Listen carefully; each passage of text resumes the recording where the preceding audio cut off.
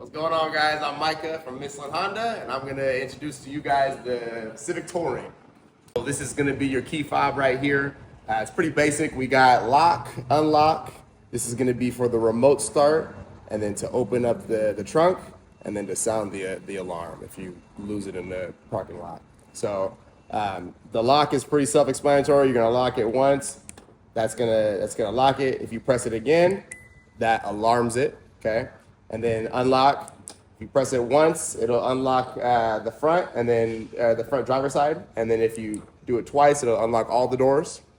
And then if you wanted to do the remote start feature, the way you do that is you're gonna lock it, and then you're gonna hold this circle for about 3 to 5 seconds. Okay, so give it some time, and you know it's on whenever. Number one, you can hear the engine start, but you'll also see the lights flash 3 times. Okay. And then right here in the back, or to pop the trunk, you just hold it and it pops the trunk for you. Okay. And then obviously, if you wanted to sound the alarm, you just hold this red button down here and it'll get the alarm going for you. Okay, so after you've done the remote start, you typically would do that inside to get the AC or to defrost the windows going. You're gonna want to come to the car, and there's a cool feature called keyless entry. So basically, as long as you got the key on you somewhere, maybe in your pocket or in your purse, whatever it may be, you can actually unlock the car without even taking the key out. So all you gotta do is grab the handle, and there's a sensor on the inside the handle, and it'll actually unlock the car for you. Okay, so remember, whenever you do the remote start, you lock the car, so no one can just come up to it and open up your car, mess with your belongings. You have to have the key on you in order for the key to actually, for the car to unlock. Okay. Now you can also do the opposite. You can lock the car without the key as well. There's 3 ridges on this door handle, and if you put your finger over it, it'll lock and alarm the car for you. So right here is the trunk. Like I said earlier, you can either pop the trunk with the remote, or there's actually a button right under the H. So if you do that, you got your trunk open right there. Some cool things about the trunk is you can actually push the back seats down in the trunk. There's little levers right here. If you pull this, you can either push it like that, or you can go to the other side and do it from the back door. And there's another one on this side as well. Okay. Now, this is a hybrid, so there's not going to be a spare tire, but there is a tire repair kit in the case of a leaking tire or whatever it may be. That tire repair kit will at least patch it up at least for a couple days. That way you can get to a tire shop and get a new tire.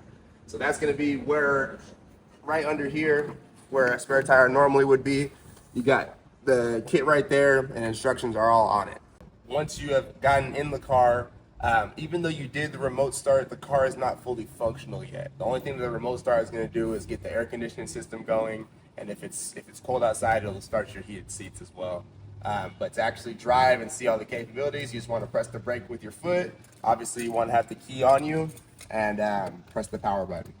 So now the car is fully functional. You don't really hear much because the engine or the battery, whichever you have, because it's a hybrid, was already going. So you just see the middle display pop up, and now the car's ready to go. Right here is going to be all of our climate control. These are going to be the individual vents. You can position them in any way, point it towards you, point it away from you, whatever you like. And then right here is going to be where you control, the temperature and the fan speed. So right here is the fan speed. Okay. And then you can actually turn off the air conditioning altogether if you press this, or you can turn it back on. Okay. And then these are going to be where you control the temperature. So it's dual climate control. So your passenger can have a different temperature than the driver. So right here, I'm individually adjusting mine to make it a little bit warmer or cooler, whatever I like. And then the passenger can do the same. But if you want to sync them up, you just press sync, and now they're both going to mirror each other. It's going to follow what the driver has it at. And then right here, you're going to be able to control the direction of the airflow. So right here, it shows that it's going towards the face, but you can do face and feet. You can do feet only, etc. And then if you want to defrost the window, you do that. If you want to defrost the back window, you can do that. And then you can choose whether you want AC or just air. And then right here is going to be if you want cabin air or outside air. And then right here, we got the heated seats. You got three settings of heat that you can choose from. And then down here, you're gonna see your wireless phone charger. So if you have a phone that's compatible with wireless charging, most phones do nowadays, you just put it down on this little pad right here. In order to, you wanna make sure it's on. So if you see that green light, that means it's on, it's ready to go. But you can turn it off by just holding this power button and it'll turn it off. That way, if you wanna maybe put some keys on there, anything with metal shouldn't be on the wireless charger while it's on. So if you do have, keys or whatever it may be, spare change, turn it off, and then you can put your stuff right there. And right here you got USB-C ports along with the 12 volts right here. So right here we got our shift knob. It's pretty standard. You got park, reverse, neutral, and drive. But right under it we have our drive modes. So the drive modes that come with the Civic Touring, let's go ahead and see them. Where you would see the drive modes is on your dash right here. Right here we're in normal mode, but if I go up, it goes to sport. That's gonna give you a little bit more acceleration power. It's really good for passing people up on the freeway if you wanted, or just to have a more sporty feel to the drive. If you go up again, you have individual mode. That's basically a way to customize which components of the car are in whichever mode. So you can customize some parts of the car to be in sport and then others to be in economy to fit your preference. And then if you go down, we got normal and then economy. Economy is going to help you save gas. This is going to be your entertainment center. It's going to be where you see your Apple CarPlay or Android Auto, whichever phone you have. So we can go ahead and connect our phone. You're going to press connect new device. And then it's going to tell you to look for Honda Civic in your phone. So you're going to go to Bluetooth settings of your phone, scroll down, select Honda Civic. And then we're going to press pair and then allow. And then we're gonna connect to Apple CarPlay. Once you have paired your phone, you'll see your phone's name on the screen. And once you can actually see it, it's not grayed out, that means you're connected. So now we can go to the Apple CarPlay by pressing home. And then we go back right here to Apple CarPlay. So now you can see my phone is mirrored to the screen. So at this point, there's really no more reason to mess with your phone. You can do it all from this screen right here. You can access things like maps. So if I want to go to Panda Express, it's going to take me.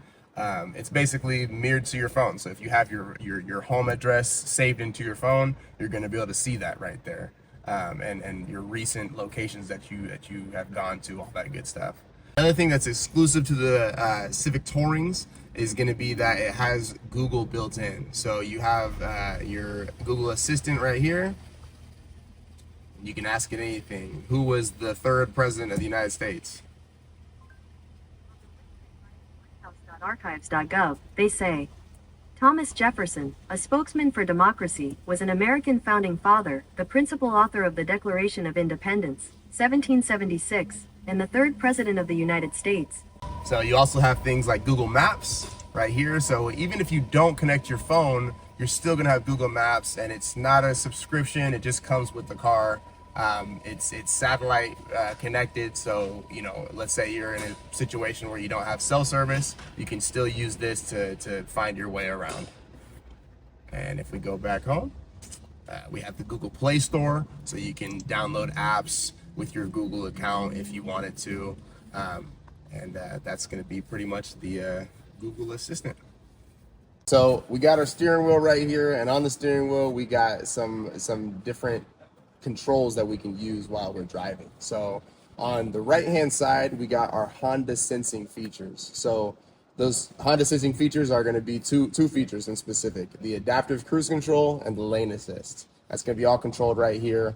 The lane assist is the easier of the two. Basically all you have to do to activate that is press this button and you got your lane assist going. The way you know it's on is because you'll see that same logo put up onto the screen right here, and you also see the car that appears. That means your lane assist is now active. And then the next one is going to be the adaptive cruise control. So you can use adaptive cruise control and lane assist together, or you can use them separately from each other. So if I wanted to add the adaptive cruise control, you just press this button right here, and you know it's ready because it shows up right on the screen, right up next to the lane assist button. And from here, it's ready to set. So I'm not driving right now, but if I wanted to set the cruise control, I would drive up to the speed that I want to be at. Let's say I drive up to 65 miles an hour, and then I want to set it. The way to set it would be clicking down on this button where it says set. So you would click down, okay? Once the cruise control is set, now it's gonna do its adaptive features. It'll slow down for you if traffic starts to slow down, and then once it has room again, it'll speed back up to the speed that you set it to. But there is another feature with the cruise control that allows it to be a little more customizable. So you can actually choose the distance between you and the car in front of you. And that's going to be with this button right here. So when you press this button, you'll see some dashes appear on the dash that are right next to the adaptive cruise control button. And those dashes, they represent like a car length. So the more dashes that you see, when it's all full like that, that means you're 4 car lengths away from the car in front of you. So you're going to be pretty far away. But let's say you don't want to fall that far. You can press it again, and as those dashes start to disappear, you're going to be gradually getting a little bit closer. Now, you'll never be dangerously close, but you know, it's all preference. If you're someone who likes to follow a little bit closer, or maybe there's a lot of traffic on the freeway, maybe you don't want to be super far away because people will be cutting you off. But if you are someone who wants to be a little bit more cautious, you can do all 4 and you'll be nice and far away. And on the left side, it's going to be mainly media control. So as you can see right here, you got your volume. You can adjust the volume of the stereo.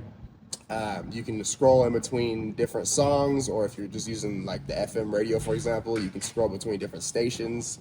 This is going to be voice control. So if you're using Apple CarPlay, it'll activate Siri.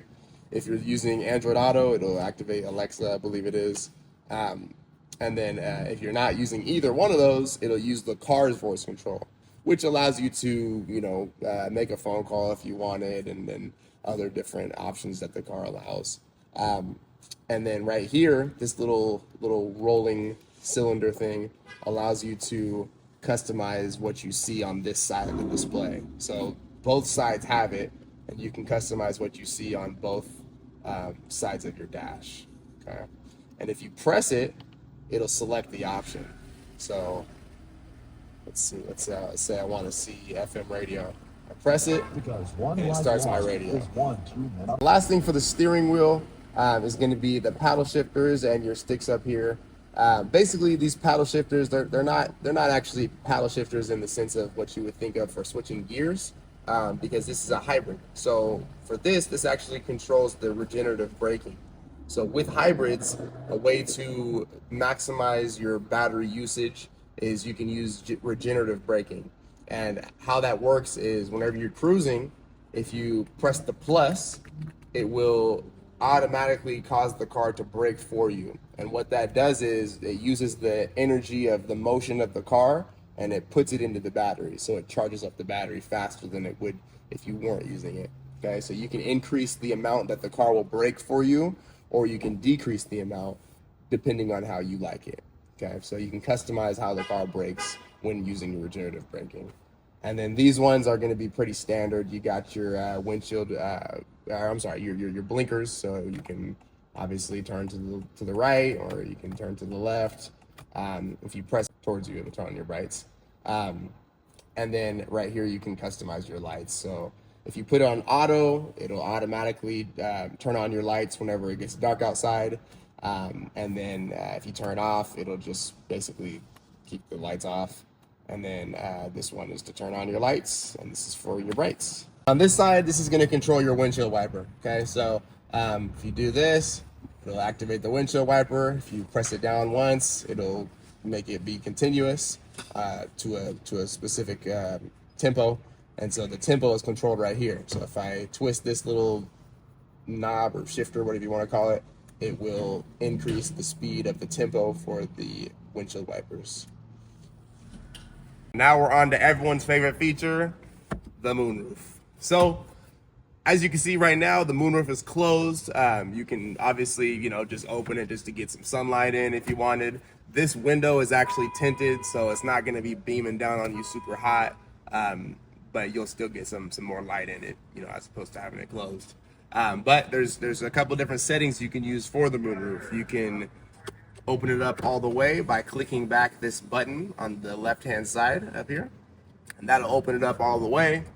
But if, let's say you don't want to open it up all the way and you just want to get a little bit of airflow, the way to do that is you just press this button up. When you press it up, it tilts it. So that way you get some airflow, but it's not open all the way. So you still have the protection from the tint, the window. And if you want to close it back up again, you just press it forward, and that's how you operate the moonroof. If you guys wanted to pop the hood, there's a little lever right here. You pull it, and there it is. And then if we come over to this side, to unlatch it, it's gonna be down. So you don't want to reach up, you want to reach down under the hood. There's a little lever right here. And then you got access to your engine, the battery, all that good stuff.